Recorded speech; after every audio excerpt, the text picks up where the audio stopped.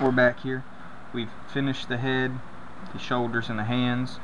The head came out really good in my opinion. We've put the clear coat varnish on there, and it's really got all those colors and that pearlescent paint popping. It just looks really good in my opinion. I don't know if it picks up and translate on the camera very well, but in person it does. And when we're finished painting the entire thing, I'm going to take one last video with my other camera. It's much better, and it should show a lot more of this detail I'm talking about if you can't pick it up on this one. But he turned out really cool. And what we're going to do is start painting the body. As you can see, I've already started in a couple spots here. And what we're going to do is the armor parts that we put all that texture into, we're going to base it in silver. I don't know how well I'm going to like that right now, but we're going to give it a try. After we base it in silver, we're going to go back in each square, just give a little dot of black on it, and it should give you that look that his armor has. If you look here in this drawing, all those little dots and lines I put on there is actual 3D texture that's on the armor of the actual guy. So hopefully we can pull that off. But let's go ahead and get started. What we've done is we got our brush wet, and we're keeping this paint very thin because we don't want to put it on heavy, because like I said, I'm using acrylic paints, and if you put them on heavy, it actually gives it a very shiny look, and that's not what we're going for. So if you keep your brush wet and keep the paints thinned out, it has a flatter look once it's finished, which is what we're going for. And hopefully my angles are good here. Last video, the angles were a little off. So learning as I go with this new camera setup.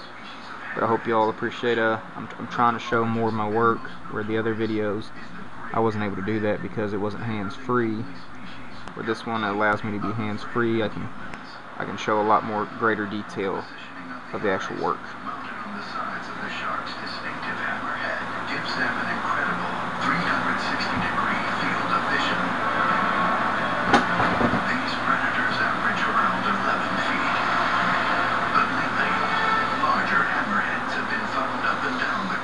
Once again, I'm putting it out there for any of you viewers. Any recommendations of something you want to see me try, I'm willing to take the challenge.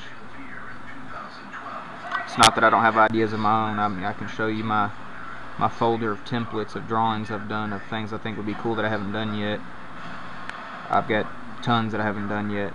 There's a few, well, quite a bunch actually, I'm saving for Halloween. I don't know the particular number I'm doing this year for my spooktacular, as I call it, but there's going to be at least 3 I'm going to try and attempt to do. One definitely I've been trying to do since last year, and I just ran out of time doing other things with Halloween, is I'm going to try and do Twisty the Clown from American Horror Story Freak Show season 4. He was one of my favorite characters on that show because he just had that cool look, and that's one thing I really go for in these newest carvings, is a iconic look, a look that stands out, like you know that person or that character just by seeing them. Whether you've seen the show or not, whether you know its name, you know you've seen that particular person. And the twist that I'm going with Twisty the Clown is I might actually give him some real fabric, like I've done other characters like Lord of Darkness. I gave his cape real fabric and a few other things. But what I'm going to try and do, which is going to be kind of difficult, is I'm going to try and actually carve his face. If you've seen the show and he removes his mask, I'm going to try and carve him like that, and then actually carve a separate piece of his actual mask and let it be actual removable and stuff, to add an extra element of realism. Ought to be a challenge, and that's one thing I like in my carvings, is a challenge. And it also should look pretty cool if I can pull it off. But I'm not fooling myself and knowing that it's gonna be difficult, because that's a lot of detail to put into a face, on top of trying to carve that mask and have it fit a face I've carved. So just because I cut out the template and everything, and it matches. Then once I start carving, all the shapes are going to change, and if I don't change that mask with it, then it's not going to fit later on. So definitely what little viewers I have, and the 1 subscriber, thank you to that 1 subscriber, shout out. But stay tuned for that, because it ought to be interesting. And by then hopefully I have some of these kinks worked out in the camera angle, so not all the videos are got blind spots and stuff.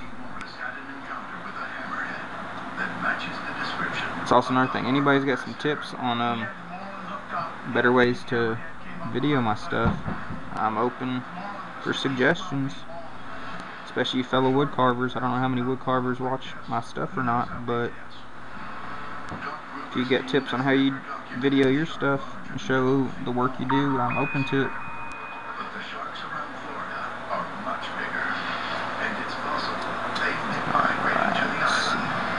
To prove this, they're heading to the location of the most recent sighting, where they're going to try to tag a hammer. What I'll do is I'll swim down, and as soon as I see one, get right up to it and let the transmitter go, and it'll just implant right under the skin.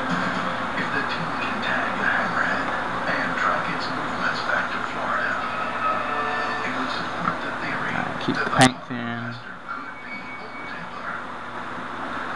Like I said before, I try and do both sides at one time, which does make it a little difficult as you get further into it, as far as like having somewhere to hold. But that's why I always try and save the feet for last. And since our head is done painting, we can grab hold of that once we get down to our feet. First on the scene, a large group of nurse sharks.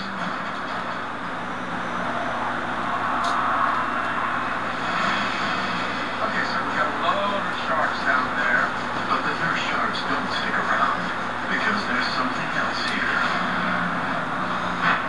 Bull sharks, one of the most dangerous and feared predators in the ocean.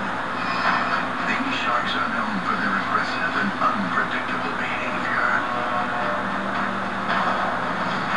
Dr. Gruberstein is using a biopsy gun to keep the bulls at bay. It collects DNA from the shark while pushing it away from the divers. Those bull sharks, they're unpredictable. As you can see, they'll come up in your face. While the sharks are distracting the divers, a new predator is lurking. Hey, piece of bait. Okay, here's a big shark. A great hammerhead has arrived.